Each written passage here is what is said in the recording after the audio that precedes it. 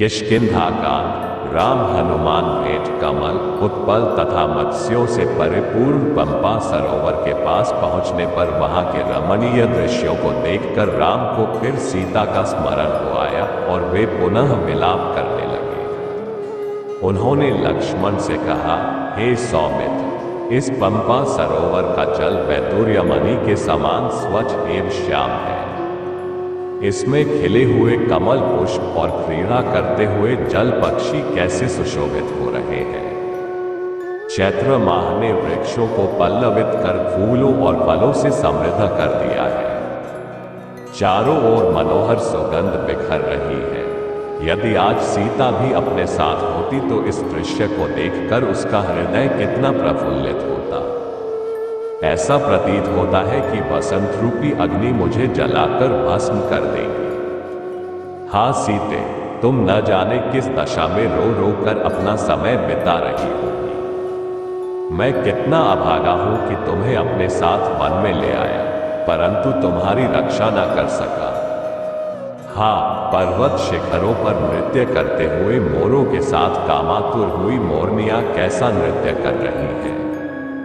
हे लक्ष्मण, जिस स्थान पर सीता होगी, यदि वहां भी इसी प्रकार वसंत खिला होगा तो वह उसके विरह विदग्ध हृदय को कितनी पीड़ा पहुंचा रहा होगा। वह अवश्य ही मेरे वियोग में रो रो कर अपने प्राण दे रही होगी। मैं जानता हूं, वह मेरे बिना पानी से बाहर निकली हुई मछली की भांति तड़प रही होगी। उसकी वही दशा हो रही होगी जो आज मेरी हो रही है, अपितु मुझसे अधिक ही होगी, क्योंकि स्त्रियां पुरुषों से अधिक भावुक और कोमल होती हैं। ये संपूर्ण दृश्य इतना मनोरम है कि यदि सीता मेरे साथ होती तो इस स्थान को छोड़कर मैं कभी अयोध्या न जाता, सदैव उसके साथ यही रमण करता। किंतु ये तो मेरा स्वप्न मात्र है। आज तो यह अभागा प्यारी सीता के वियोग में वनों में मारा मारा फिर रहा है। जिस सीता ने मेरे लिए महलों के सुखों का परित्याग किया, मैं उसी की वन में रक्षा नहीं कर सका। मैं कैसे ये जीवन धारण करूं? मैं अयोध्या जाकर किसी को क्या बताऊंगा? माता कौशल्या को क्या उत्तर दूंगा? मुझे कुछ सुझाई नहीं देता। मैं इस विपत्ति के पहाड़ के नीचे दबा जा रहा हूं। मुझे इस विपत्ति से छुटकारे का कोई उपाय नहीं सूझ रहा है। मैं यही पंपासर में डूबकर अपने प्राण दे दूंगा। भाई लक्ष्मण, तुम अभी अयोध्या लौट जाओ। मैं अब जनक नंदिनी सीता के बिना जीवित नहीं रह सकता। बड़े भाई की यह दशा देखकर लक्ष्मण बोले, हे पुरुषोत्तम राम, आप शोक न करें। हे तात रघुनंदन, आप यदि रावण पाताल में या उससे भी अधिक दूर चला जाए तो भी वह अब किसी भी तरह से जीवित नहीं रह सकता। आप पहले उस पापी राक्षस का पता लगाइए, फिर वह सीता को वापस करेगा या अपने प्राणों से हाथ धो बैठेगा। आप तो अत्यंत धैर्यवान पुरुष हैं। आपको ऐसी विपत्ति में सदैव धैर्य रखना चाहिए। हम लोग अपने धैर्य, उत्साह और पुरुषार्थ के बल पर ही रावण को परास्त करके सीता को मुक्त करा सकेंगे।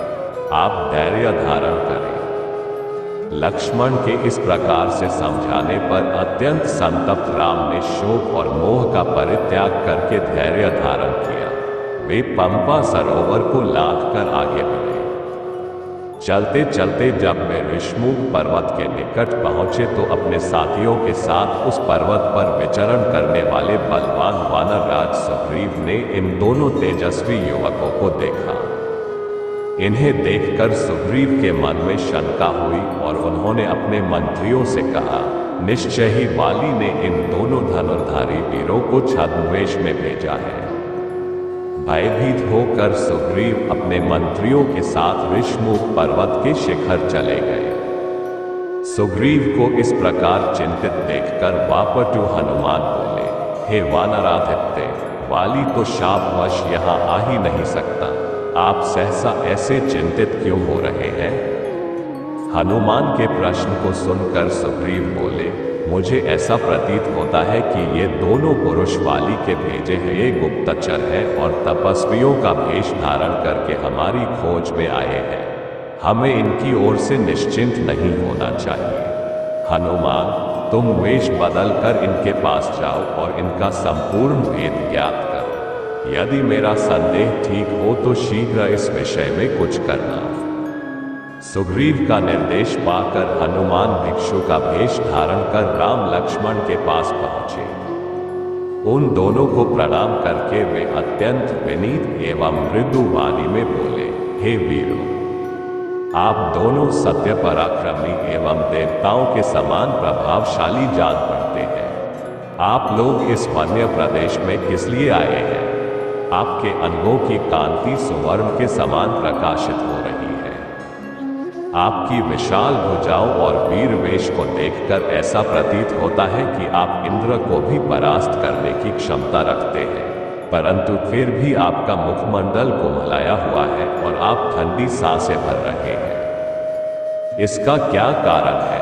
कृपया आप अपना परिचय दीजिए। आप इस प्रकार मौन क्यों हैं?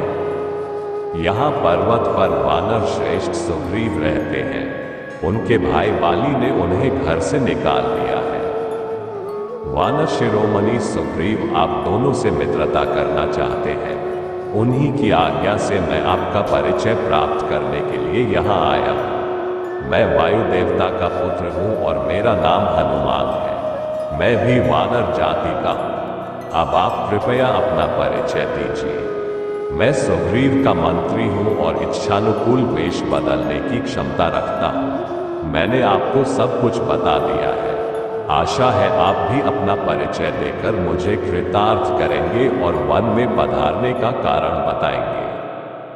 हनुमान की चतुराई भरी स्पष्ट बातों को सुनकर राम ने लक्ष्मण से कहा, हे सौमित्र, इनकी बातों से मुझे पूर्ण विश्वास हो गया है कि ये महामनस्वी वानर राज सुग्रीव के सचिव हैं और उन्हीं के हित के लिए यहाँ आए हैं।